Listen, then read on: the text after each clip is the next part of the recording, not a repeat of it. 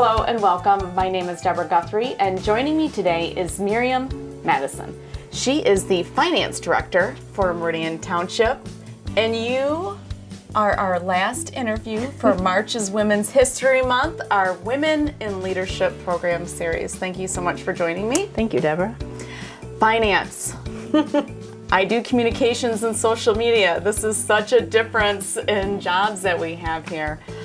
We do a lot of marketing and PR type of stuff, and you are doing the numbers and crunching the numbers. All about the numbers. And I'm so glad, as communications director, that there is a finance director for Meridian Township. You have been so helpful to me. You've been here for 3 years, right? Yep. Tell us a little bit about, without losing us with all the nitty-gritty details and everything, an overview of what you do in your position as a finance director.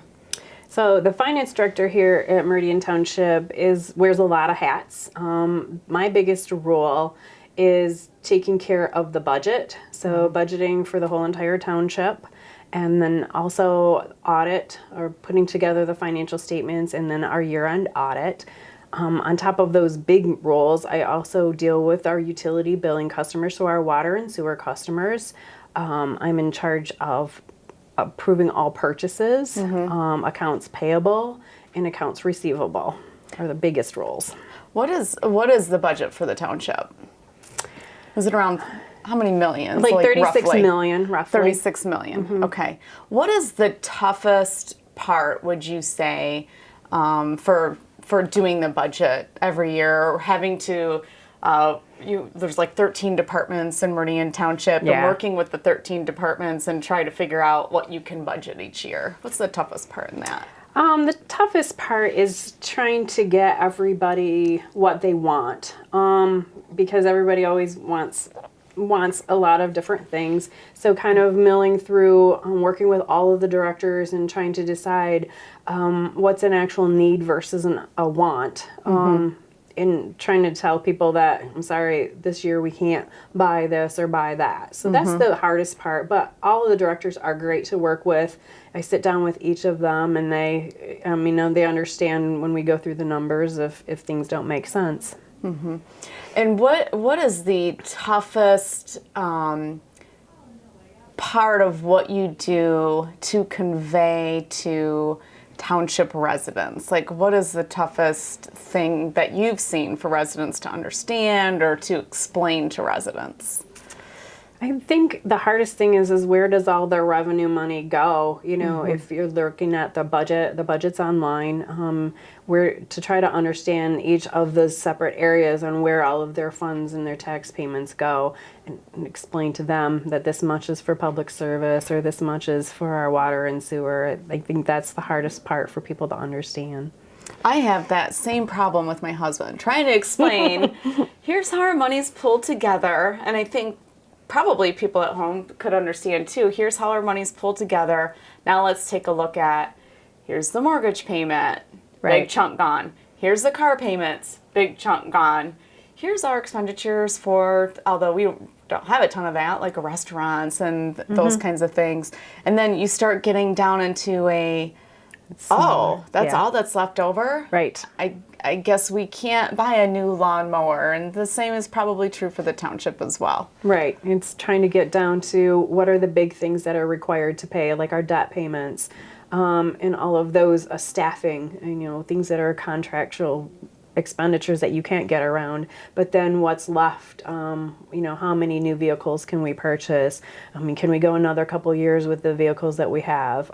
One of the biggest things is trying to set money aside for our new ladder truck. So our ladder truck that we have now for the fire department is old, and we're kind of keeping it patched together. How much money can we set aside for, $1 million fire truck? And so you have to look at the millages too, and how the millage money is designated to be spent as well. Correct. Those funds are specific for those. So certain millages are set aside for those specific funds. So those can't get pooled in with our general fund. Those are separate funds, and those have to be used for those specific purposes. And you have the same thing with the special revenue funds as well. Correct. How does your department work in conjunction with the treasurer's office and the assessing department? I assume there's some overlap in there and you work together more frequently than some of the other departments. Yeah, for our assessing department, it's pretty easy. They're the ones that are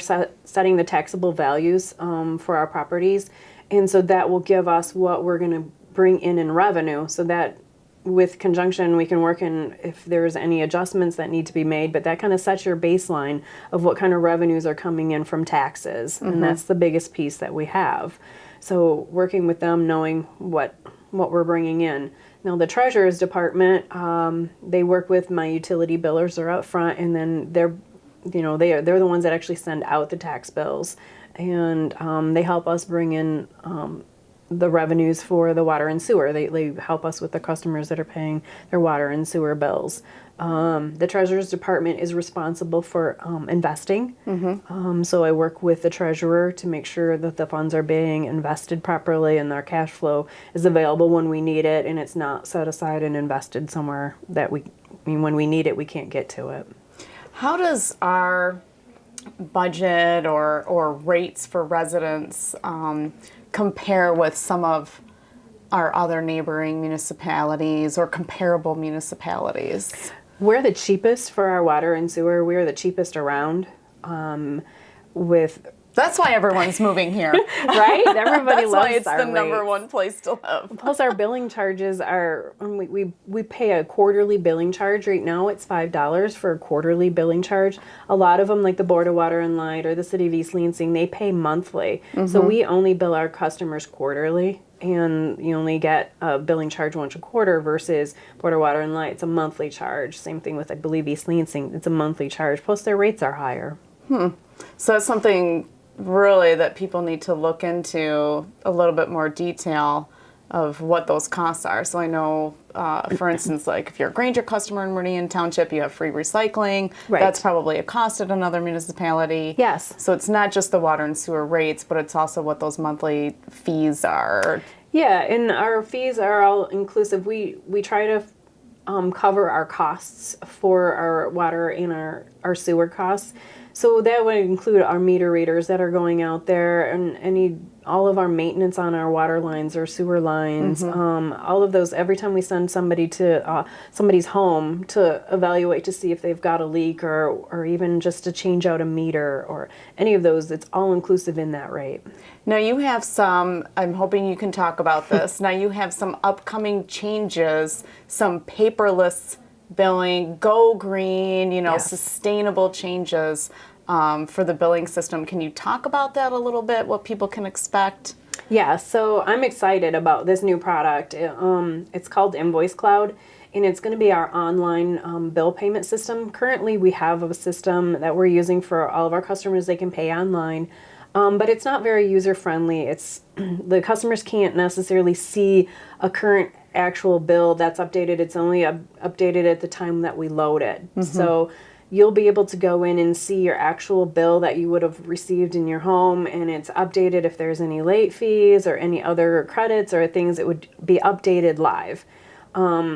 So customers can go in and they're going to be able to pay right online. They can maintain it, and they can click that they want to go paperless. We've had a lot of our residents want to go paperless because we are a green community. And in an old system, we didn't have that as an option.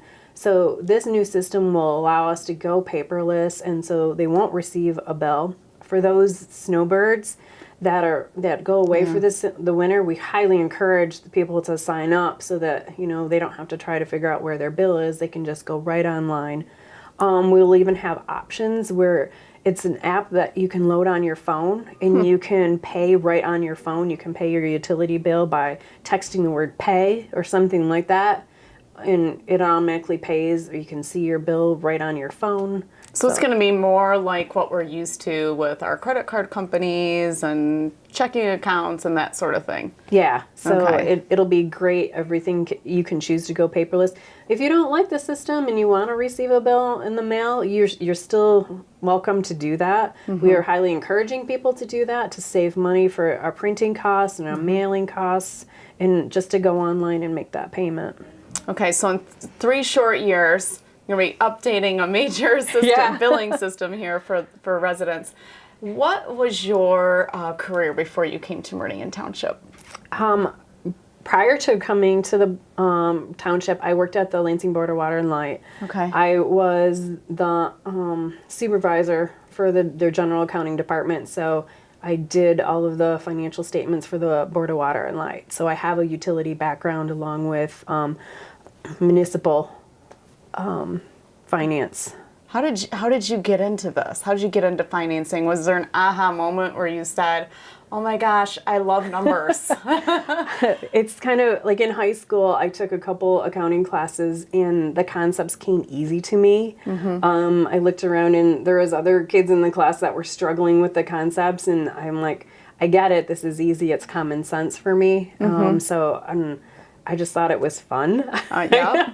So you enjoyed math then, probably. Yeah, too. It's not necessarily math. To me, it's a lot of common sense on where do things go and how do you make those journal entries to make sure everything balances. And I think that's part of it too. It's like you want to make sure everything is right and accurate and in its right spot. So I think it's personality. Are there a lot of females in your position or in your field, or is it still is it male dominated? I think it's switching. I think I see a lot of females. I go to the Michigan Women in Finance conferences, and I think I see a lot more women coming into the field where before, maybe 20 years ago, it was a lot of male dominant up in the upper managements. I think it's slowly changing, which is very exciting for me. Who was your female leader, someone that you looked up to, a female figurehead, so to speak, as you were growing up? Did you have one?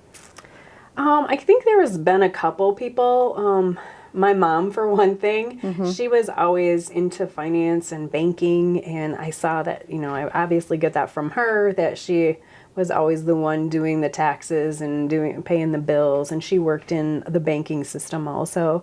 But as I went through my career, there's been people, like there was a woman at First National. I used to work at First National, and I really respected her.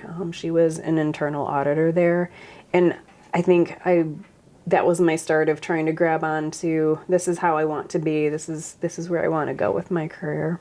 Do you feel like you have to really stand your ground as a female? And I mean, there's a lot of male dominance still in government and in private sector. And there are times when, you're talking about a budget issue, or you're talking about, trying to say this is right or this is wrong. You feel like you have to stand up a little bit taller, being a woman, that they need to listen to you, that I really am, I really do know what I'm talking about, or this is the right way to do it. So yeah, I think there's always going to be a challenge for some people. What sort of influence do you think you have on your girls? Being in a leader, because you are in a leadership position, what sort of influence do you think that has on your girls? I think that I'm trying to express to them to be confident and to stand up for what they want and to strive for where they want to be. Neither one of them are interested in the accounting field, which is perfectly fine with me. But yeah, in whatever field they choose, I want them to be dedicated and hardworking and try to achieve, the best that they can.